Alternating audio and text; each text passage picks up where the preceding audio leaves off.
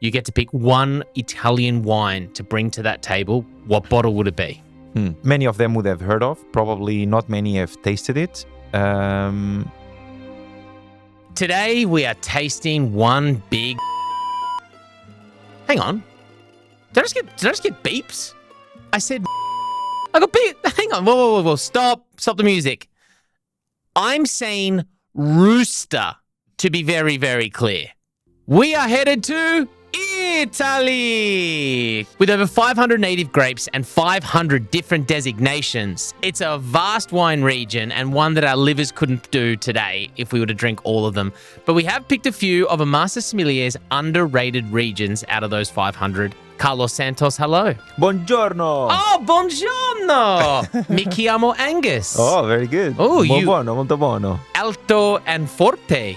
Sì, claro. Those are the only two things I remember. That's probably not even Italian anymore. Oh my gosh, I mean, he's Portuguese. I said he was strong and tall. The two words I remember from my teacher's class in year 10. You are not wrong about that. And like France, Italy do have some wine laws. So look at this as like a beginner's lesson into Italian wine. If you want to hear more episodes, we have done some Barolo and Barbaresco in the past, but this one is really exciting to see the 3 wines a Master Sommelier thinks you should be trying when buying Italian. Of course, we will have a Chianti Classico. We are going to be having a Primitivo, but you have also ordered a wine which from Grace.com, which I had never heard about. So I'm really excited to see that underrated region.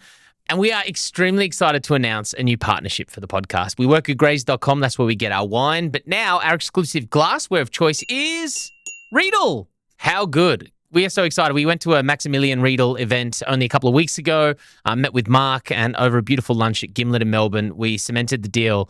So the glassware of choice, you don't have to ask us anymore, and it's not multiple brands. We're only going to be using Riedel. Decanters, polishing cloths, and in front of us we have 2 of the Syrah/Shiraz glasses, and the stunning, like beautifully fluted Pinot Noir glass. That's what we're going to be drinking these Italian varietals out of. A big thank you to Mark and Aaron Boulderstone. And we are, like, I can't even tell, we're so pumped to be working. The text message I got back from Carlos when I said, we're going to be working with Riedel was, yes! We can beep that one. For once, we can actually beep that. I did swear with excitement. So a big thank you to Riedel. And from now on, the glassware that you see in the podcast, that's what you're going to be seeing. Okay, so the first wine that we will be trying will be Teroldego Rotalino. So this is a wine from Trentino Alto Adige. So that's north of Italy, northeast corner. I find it quite underrated. I mean, the region could be somehow subdivided in 2. So with Trentino, or the southern part of the region, Italian speaking, and then Alto Adige further north on the border with German speaking. And very, very versatile. I mean, grape varieties like, this one, Teroldego, Schiava, and a huge movement to more international grape varieties, Cabernet Sauvignon, Chardonnay, Pinot Grigio, etc. But the local varietals are underrated. They are fun, something a little bit different that you don't see much. But, since we always speak about Barolo and Barbaresco, I thought, would be nice to bring something new. What are we going to be tasting that's sort of unique in the glass compared to the next 2 varieties of Primitivo and Chianti Classico? Floral, fragrance, perfume, like he has this fresh wash clothes. Fresh wash clothes, I think, in the glass, which I think further south with Chianti or with Primitivo, there is a little bit more ripeness, there's a little bit more intensity, there's a little bit more warmth, even in the region. So I find this quite interesting. With Alto Adige or Trentino Alto Adige, we are mountain locked, so landlocked. So it still has 13% of alcohol. So it is pretty warm. I ended up buying 6 of these because you could only buy them in a pack of 6, and I'm not. After having that first taste, I'm not upset about it. So that's really nice. It is nice, right? So is that quite perfume? Mix of red fruit and black fruit, probably towards black fruit, a little blackberry, blueberry. Italy is the country in the world with most diversity of vitis vinifera grape varieties. And then the second is Portugal, funny enough. Didn't know that. I also found it really interesting. I think in the early 1700s was when, some of the first vineyards were planted, which was like 100 years earlier than France. So the wine... probably a lot earlier than that. Oh, really? I mean, a lot earlier than that. 1716 is when the delimitation of the area of Chianti, for example, was done but DOCs came a lot later. But the vines were planted way earlier. I mean, like Georgia, Armenia goes back 8,000 years. Okay. I feel like I've been saying 8,000 years for so long. It's probably 1,000 now, but Yeah, that's true. That's a delicious wine. I'm going to hold on to that glass and kind of come back to compare it as it opens up in this beautiful Riedel glass. Second, we're going to be drinking is the most famous of the Italian varietals, which is, you've already mentioned it, when in 1716 it was classified, Chianti. With Chianti, we are in Tuscany, so of course, in the Tyrrhenian coast and locked between the Apennine Mountains and obviously the coast. Beautiful wine region. It is quite big. There's a lot of different appellations. Probably, I would say one of the two most important wine regions in Italy, between Piedmont and Tuscany. Those are certainly the wines that you see the most worldwide. Chianti has been there for so long, whether you are in Chianti Classico or in Chianti then subregions, Rufina, Fiorentina, etc., Colli you have different percentages of Sangiovese, but at least it has to be 70% for at least the lowest of Sangiovese. And then you can add Colorino, Canaiolo, and even a little bit of Cabernet Sauvignon, so international varietals, and of course the two Italian local varieties. But Chianti has been there for a very long time.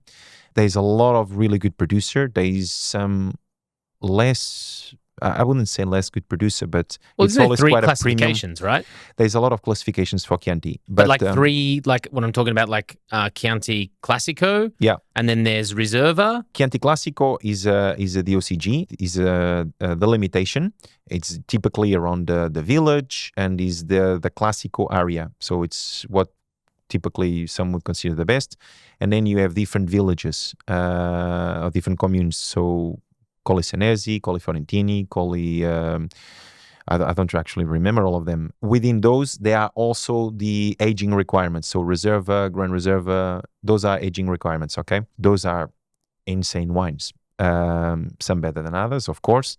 But they just really brought attention to the region again, yeah. Putting it on a map, for sure. But what I do get out of this is this more soft approach. Would that be oak? Typically older oak, typically more earthy wines, typically a lot more of that sour sherry, wines with more leather, more maturation. You feel, you even looking at the color, the first one has a lot more purple tones, while the second one has a lot more brick colored tones. Sour sherry, the raspberry, a little bit of that leather, touch of mushroom, touch of forest floor, which is so typical from Chianti Classico. On the palate is like that high acidity and that sour sherry kind of bitterness almost. I find it a bit more tannic as well. So I'm getting a bit like more grip on my mouth than I did on the first. Yeah, that's a characteristic from Sangiovese, high acidity, high tannin, and you really feel that mouth watering. That's typically Nebbiolo or Sangiovese. Very, very characteristic. It's quite delicious. You like that one? Yeah. Chianti Classico? I quite like it, yeah. Yeah, I loved it. And part of the journey is, I know Chianti Classico. I've been out to, big steak restaurants and you'll always get suggested a Chianti Classico. Yeah. What I love about this podcast. It's easy. Exactly. It's easy. Easy suggestion. And we talked about this with rosé. Yeah. Comfortability of ordering Provence, French rosé. Correct. I think a lot of people, when they go to those big meat restaurants, they'll go, oh, I know the word Chianti. Yeah. What I love about you and this podcast is I now have this in my wheelhouse to go, I've tried this, or at least I know this is an underrated area from a master sommelier. Let's give it a shot. But it's exactly that. I mean, look, and if you think about, because Chianti or Provence Rosé or Bordeaux or Burgundy, all those names sound so familiar, and it's easy to go for those because it's what you heard before, is what you recognize, and even if you never tried before, you surely have heard of those names before, so it's an easy pick. With these new wines, whether it's Trentino Alto Adige, whether it's Primitivo or Campania or Umbria, or all those regions that we even haven't talked about, but we will, gives you maybe a little bit of confidence to next time when you see them on the list, you're like, oh, actually, I've tried this before and I liked it. Let's have a go. Yeah. Or even just heard about it. Like I said, sometimes it's just like that name sticks out. I feel confident that I can order this because it is becoming more familiar in my vernacular. One thing that I've heard from people who love wine, apart from the fact Chianti is a great wine to age, is that you can really taste, even in the entry level, the Chianti Classico, Reservas, Grand Reservas, etc. You can really taste vintage difference. And even though you're paying the same price for the most point, especially that entry level, really looking out for good vintages, like good years of winemaking, can really affect the difference in the bottle. Can you give everyone listening or watching this a couple of good years from the past 10 that you would be buying if you saw them on the bottle shop or at grace.com? With best vintages, I would go for 21, 2016 in the last as a good ones, and one to avoid would probably be 2014, and that's for Chianti. Yeah, that's for Tuscany in general, I would say. All right. Luckily, this is recording a few weeks before it comes out, so I'll be grabbing some 2021s and some 2016s, avoiding the 14. Thank you, Carlos.